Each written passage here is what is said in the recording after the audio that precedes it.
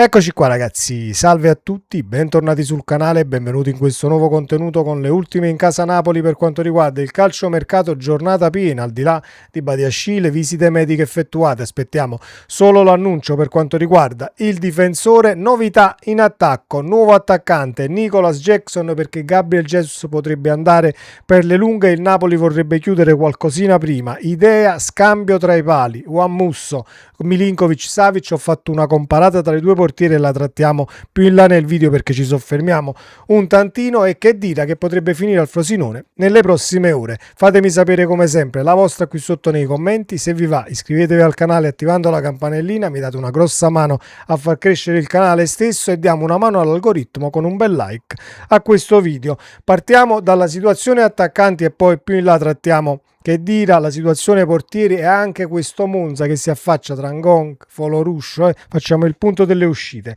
Ieri c'è stato un contatto anche importante, riporta Sky, lato giocatore per valutare la sua disponibilità e quindi oggi l'opzione di Nicolas Jackson sta prendendo veramente quota. Allegri ha già dato l'ok alle caratteristiche per quanto riguarda il calciatore e potrebbe essere davvero utile per l'attacco del Napoli, non è l'unico perché sempre in tema Napoli da tempo aveva sondato Gabriel Jesus trovando l'apertura da parte sua, perché poi è importante vedere come questi giocatori che arrivano dalla Premier, che giocano in squadre top come Arsenal e Chelsea o addirittura il Bayern come Jackson l'anno scorso, non hanno alcun tipo di problema a scegliere la Serie A. Le caratteristiche di Jackson, diciamo che dialoga con la squadra, attacca la profondità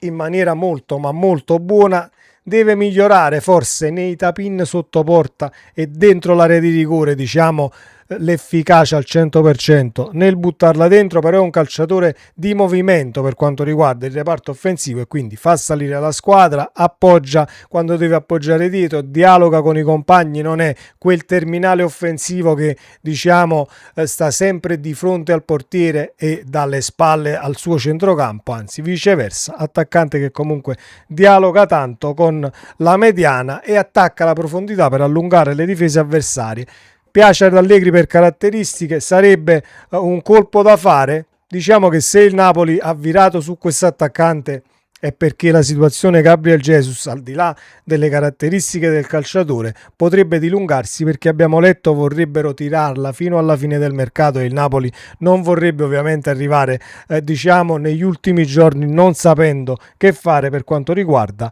l'attaccante. Detto questo, la situazione che dira che potrebbe finire al Frosinone nelle prossime ore, il futuro di Walid Khedira sembra essere sempre più vicino al Frosinone. Decisiva la formula, si lavora all'acquisto definitivo. A favorire lo scatto del Frosinone e soprattutto la disponibilità ad acquistare Khedira a titolo definitivo, soluzione particolarmente gradita al Napoli rispetto alle altre formule prospettate. Anche il calciatore sarebbe attratto dalla possibilità di tornare in una piazza che conosce bene e di proseguire la propria esperienza nella massima serie.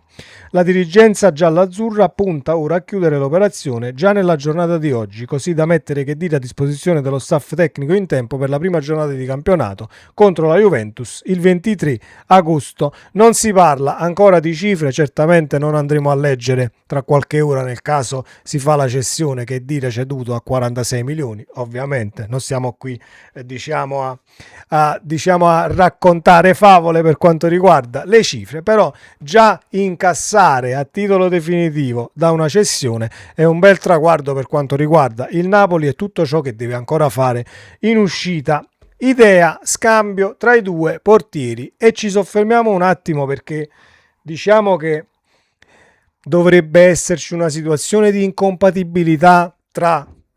il voglio essere io il titolare e tu vuoi essere il titolare tra Savic e Meret. Questa è la domanda che mi pongo. Se il Napoli mette un portiere in uscita andando poi su un profilo come Musso che al di là delle caratteristiche che andremo a vedere tra poco, comunque 32 anni, Savic 29, un portiere che da Transfermarkt, comunque i dati Transfermarkt ce lo danno a 3 milioni la valutazione, quindi ecco perché non si trova ancora l'accordo, almeno le ultime notizie queste sono che l'accordo non può decollare se non si raggiunge ovviamente la situazione sulle cifre fatta per bene, visto che Savic l'hai pagato un bel po', Musso vale 3 milioni, quindi dovresti comunque fare questo scambio e ricevere qualcosina e qualcosina anche di cospicuo per quanto riguarda i soldi da incassare. Le caratteristiche: allora, Savic è superiore con i piedi e nel ripartire dal basso, nel caso ovviamente vuoi dialogare con la linea di difesa. Musso è più sicuro tra i pali, ovviamente i piedi non sono gli stessi di Savic, però parliamo di un portiere che comunque fisicamente ben strutturato, 1,92 se non vado errato, quindi ci siamo per quanto riguarda la stazza fisica e per quanto riguarda l'uno contro uno. Ovviamente quando si presenta l'attaccante davanti al portiere, molto ma molto reattivo e tra i pali sa il fatto suo. Lo metto, diciamo, sullo stesso livello di Savic per quanto riguarda la situazione tra i pali, anche se Savic a volte arriva in qualche angolino remoto in maniera un tantino più semplice, ma perché ci sono sempre i 2 metri e 0,2, se non vado errato 0,3. Savic supera i 2 metri, quindi diciamo che se sei reattivo ti stendi per terra, prendi tutta la porta o quasi e puoi arrivare sicuramente dove un portiere di 1,92 m magari fa più fatica, ma sono dettagli. Per quanto riguarda le uscite, Savic diciamo che comanda l'area di rigore su calci d'angolo, i cross, comunque non si è mai fatto il problema di uscire, talvolta anche un tantino rischiando qualcosina. Musso è molto coraggioso nelle palle alte e in quelle basse, reattivo, portiere che ci dicono ovviamente scuola argentina. Ma per quanto riguarda ovviamente la situazione reale, lo facciamo lo scambio o meno? Siamo ancora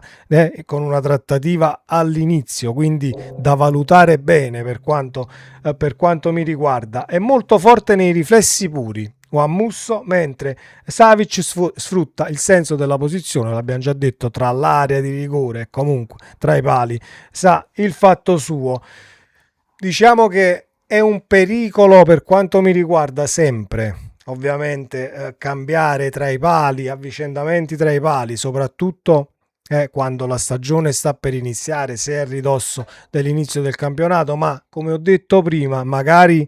la scelta di cambiare portiere può anche venire dal fatto Meret il titolare e voi un secondo, perché Savic comunque lo dobbiamo considerare, o almeno lo considero, diciamo, un comprimario di Meret per quanto riguarda ciò che ti può dare in campo, al di là di qualcuno, e sono anche in troppi tra i tifosi del Napoli che l'hanno totalmente bocciato a Savic, senza poi, per quanto mi riguarda, senza motivo, anche perché non è che abbiamo visto cappellate stratosferiche, anzi qualcosina di buono l'ha fatto e ci ha dato anche qualche punto. Per quanto riguarda la situazione che stavo ovviamente analizzando prima, può essere questo il motivo. Serve un secondo, Meret fa il primo e si tiene ovviamente il secondo portiere in panchina, che potrebbe essere appunto Juan Musso. Detto questo, io sono sempre scettico tra i pali e addirittura potrei anche dirvi perché nel caso vuoi fare uscire un portiere non ti provi comunque Contini come secondo, che tutti quanti allenatori di portieri, esperti nel settore, lo danno per caratteristiche, per fondamentali, un portiere molto ma molto forte, quindi non vedo perché devi andare a rischiare di far entrare qualcuno che poi al limite ti può dare la stessa sicurezza che ti dà un Contini, e quindi imbastire la trattativa, perdere Savic perché lo perderai ovviamente. Non credo che l'Atletico Madrid faccia uno scambio con prestito di Savic e un prestito oneroso con qualche milione al Napoli, poi lo riscattiamo. Non credo che vada a finire così nel caso vada avanti la situazione, ma noi seguiremo comunque tutte le cose di mercato che succederanno nei prossimi giorni, perché probabilmente queste 2 settimane o meno di 2 settimane, qualcosa meno di 2 settimane di mercato saranno abbastanza infuocate in casa Napoli per questa situazione attaccante che abbiamo visto. È uscito un altro nome, ma vedremo per chi affondiamo e chi esce poi in casa Napoli, perché le ultime su Noalanga e Lucca sono praticamente le stesse. Galatasaray, Ajax per Lucca, questa Lazio, ma questa Lazio che è uscita dalla Coppa Italia non credo che faccia mercato. Per quanto riguarda l'attaccante, Gattuso deve inventarsi qualcos'altro al di là delle frecciatine che ha avuto l'allenatore per l'uscita dalla Coppa Italia. Io non ho visto la partita della Lazio, quindi sono assolutamente al buio per quanto riguarda la prestazione della squadra di Gattuso, quindi avendo solo il campionato diventa ancora più complicato. Già la Lazio per